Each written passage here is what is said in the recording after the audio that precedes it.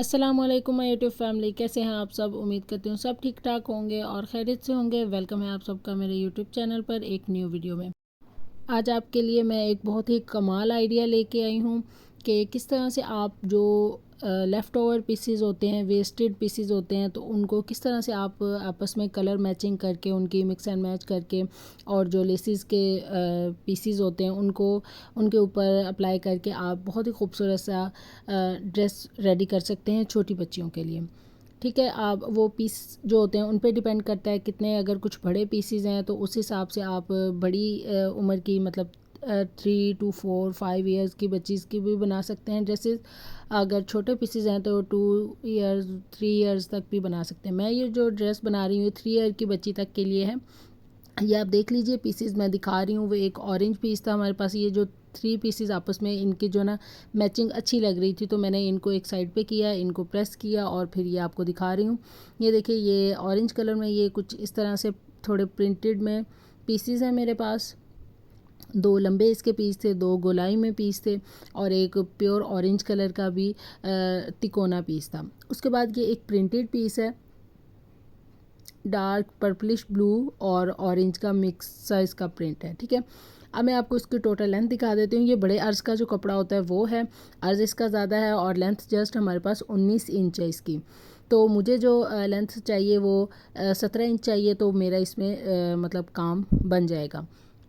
और एक साइड पे ये लेंथ में ज़्यादा था, तो मैंने जितना वो चौड़ा ज़्यादा था वो मैंने सारा एक साइड से कट करके उतार दिया। बाकी जो कपड़ा बचा उसमें हम इसमें शर्ट बनाएंगे। उसमें आप देख लीजिए, मुझे जो इसका घेर चाहिए वो भी 17 इंच चाहिए। ठीक है, उस पर मैं मार्किंग कर लूँगी। तो आगे मैंने देखा कि वो पूरा आ रहा है कपड़ा, मतलब हाफ़ अगर कर रही हूँ 17 इंच से 1 1 इंच एक्स्ट्रा हो रहा है। और वो हमने ये अपनी जो फ़्रॉक बनानी है आगे से ओपन रखनी है, तो उसकी जो पट्टियाँ बननी है फोल्डिंग में, ये कपड़ा कवर हो जाएगा। ठीक है, अब मैं आपको इसको रख कर फोल्ड करके तो दिखा देती हूँ किस तरह से अब इसकी हम कटिंग करेंगे। ये देखिए, मैंने जो फोल्डिंग का मार्जिन था वो आगे की साइड पे निकाल दिया है, नीचे से इसकी जो उरेब है वो निकाल दूँगी।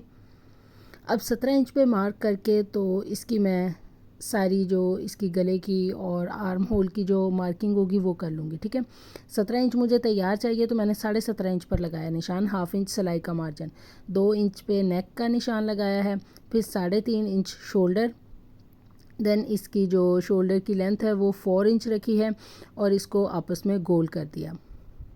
ठीक हो गया। अब जो चेस्ट फिटिंग लाइन है वहाँ से मैं 7 इंच रख रही हूँ, 1 इंच सिलाई मार्जिन, फिटिंग लाइन से 6 इंच रख रही हूँ और 1 इंच जो है वो सिलाई का मार्जिन। नीचे मैं इसको थोड़ा ए लाइन शेप दे दूँगी, जितना मतलब ये घेर है इससे यूँ बाहर निकाल दूँगी। ठीक हो गया। अब इसको ऊपर से जो एक्स्ट्रा फैब्रिक था वो कट कर लेंगे।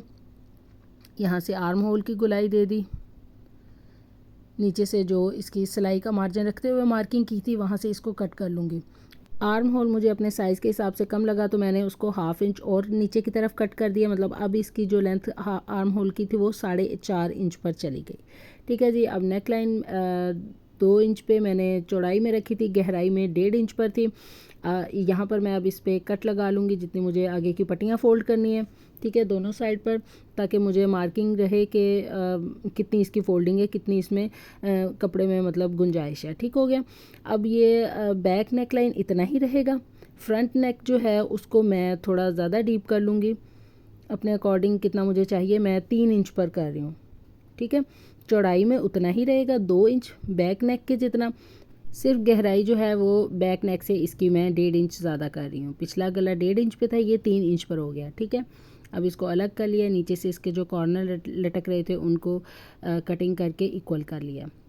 नीचे अब मैं सिलाई का मार्जिन जो होता है फोल्डिंग का उसका कट लगा लिया।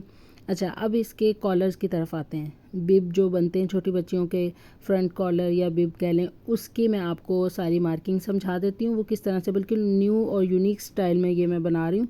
जो जिस तरह से गले के साथ गोल गोल होते हैं वैसे नहीं, ये लंबाई के रुख में गोल बन रहे हैं। मेजरमेंट्स देख लें इसकी, 1.5 इंच इसकी गले की चौड़ाई रखी है, आधा इंच गले से कम, वो मैं आपको बताऊंगी बाद में क्यों। ठीक है, अब चौड़ाई में गला कम रखा है, लंबाई में उतना ही रखा है 3 इंच। बाकी इसकी कॉलर की जो है मेजरमेंट्स वो चेक कर लें, वो कितनी रखी है मैंने। शोल्डर सेम उतना ही 3.5 इंच जितना चाहिए था। ठीक हो गया। और लंबाई के रुख पहले मैंने ये ना स्ट्रेट लाइन लगाई थी 6.5 इंच पर, लेकिन जब कॉलर को इस तरह शेप दी तो वो नीचे की तरफ जा रहा था तो ज़्यादा अच्छा लग रहा था, फिर ये 7 इंच पर मतलब लेंथ बनी इसकी कॉलर की। अब ये कम रखा है इसलिए कि सेंटर में जो पट्टी है वहाँ पे डबल दोनों साइड पे कॉलर आएगा तो वो एक दूसरे के ऊपर ना चढ़े, पट्टी से थोड़ा पीछे हट के रहे, इसलिए आधा इंच जो है मैंने गले की चौड़ाई से इसको कम रखा। ठीक हो गया। अब ये जो लाइन आपको मोटी वाली नज़र आ रही, यहाँ से इसको हम कट करेंगे। अच्छा, अब शोल्डर इसका 3.5 इंच था, वो भी मैंने जो चौड़ाई है इसकी कॉलर की वो 3.5 इंच रखी। अब ये कैसे मतलब ये सिलाई में आएगा? नहीं, बिल्कुल भी नहीं सिलाई में आएगा, क्योंकि हमने जो गले की चौड़ाई है वो आधा इंच ऑलरेडी कम रखी है, तो उसकी वजह से ये आधा इंच ऑटोमेटिक जो कॉलर है वो पीछे चला जाएगा। शोल्डर का जो मतलब आर्म होल की जो ऊपर की सिलाई होगी, ठीक है, वहाँ से फिर हम इजीली अपने जो स्लीव हैं वो अटैच कर सकते हैं। अब इसकी हम देख लेते हैं कपड़े के ऊपर इसकी किस तरह से कटिंग करेंगे। ये मैचिंग में जो कपड़ा लिया था इसके हम कॉलर्स बनाएंगे। अच्छा, ये जो मैंने कटिंग की है ना पेपर पर, ये एग्जैक्ट मार्किंग है, मतलब इसमें सिलाई का मार्जिन नहीं है। यहाँ पर मैं ये वाटर इरेजेबल मार्कर जो है वो यूज़ करूँगी, क्योंकि कपड़े की राइट साइड है। अगर दूसरा जो पेन था वो यूज़ करती तो वो निशान रह जाना था। ठीक है, वो ये वाले मार्कर से ये होगा कि जब आप इस पर पानी डालेंगे तो ये ख़त्म हो जाएगा। ठीक हो गया। अच्छा, अब ये देखिए इसके साथ साथ मैंने मार्किंग कर लिया। अब इसके साथ थोड़ा थोड़ा सिलाई का मार्जिन छोड़ते हुए निशान लगा लूँगी और यहाँ से कट करूँगी, क्योंकि इतनी जो मैंने मार्किंग लगाई ये मुझे एग्जैक्ट इतना कॉलर जो है वो रेडी चाहिए। तो जो सिलाई का मार्जिन है वो मुझे इसके बाहर की साइड से कट करना पड़ेगा। ये 2 पीस कट हुए ऊपर की साइड के, क्योंकि डबल होकर कॉलर बनेंगे, अंदर लेस आएगी, तो इसके लिए मुझे 4 पीसेस चाहिए कॉलर के लिए। ठीक है, 2 पीस मैंने कट कर लिए, 2 अब और मैंने दूसरी साइड की जो पट्टी लंबी पट्टियाँ थी उनमें से कट कर ली हैं।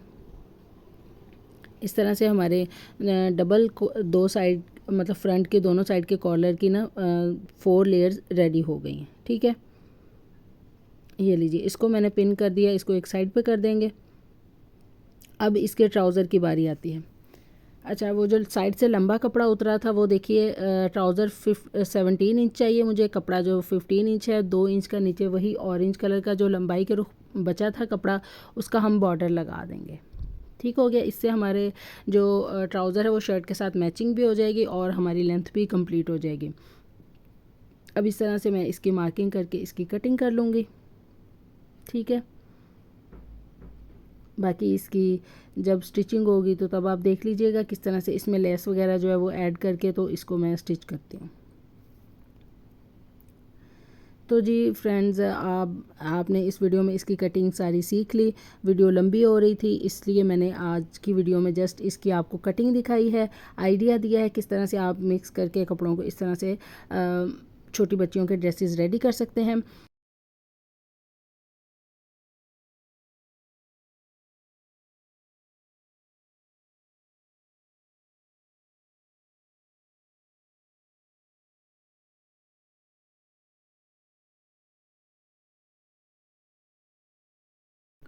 और नेक्स्ट वीडियो इंशाल्लाह इसके बाद जो अपलोड करूँगी मैं उसमें इसकी फुल स्टिचिंग डिटेल आपके साथ शेयर करूँगी कि ये कॉलर किस तरह से हमने स्टिच करने हैं, जो लेसेस थी उनका यूज़ कैसे करना है, कहाँ कहाँ पर वाइट लेस लगेगी, कहाँ ऑरेंज लेस लगेगी।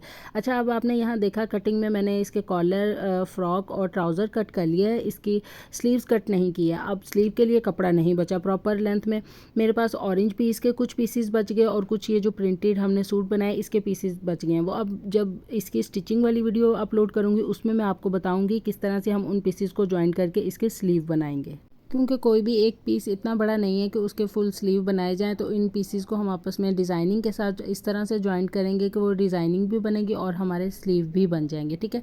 अच्छा, अब इस कटिंग के हवाले से अगर आपको कुछ अभी भी कन्फ्यूजन हो, कुछ पूछना हो, तो आप मुझे मेरे इंस्टाग्राम पर DM करके पूछ सकते हैं, उसका लिंक आपको डिस्क्रिप्शन में मिल जाएगा।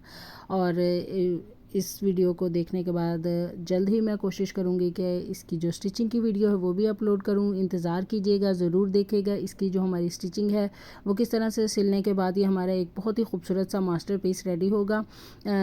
वैसे तो ये पीसेस वेस्ट थे, लेकिन इनको अगर हम ध्यान से इनका इस्तेमाल करें तो ये हमारा बहुत ही खूबसूरत सा ड्रेस बन गया। ठीक है जी, तो मुझे दीजिए इजाज़त। आज की वीडियो यहीं तक की थी। अपना ख्याल रखिएगा, मुझे दुआओं में याद रखिएगा। मुलाकात होगी अब इसकी स्टिचिंग की वीडियो में, तब तक के लिए अल्लाह हाफिज़।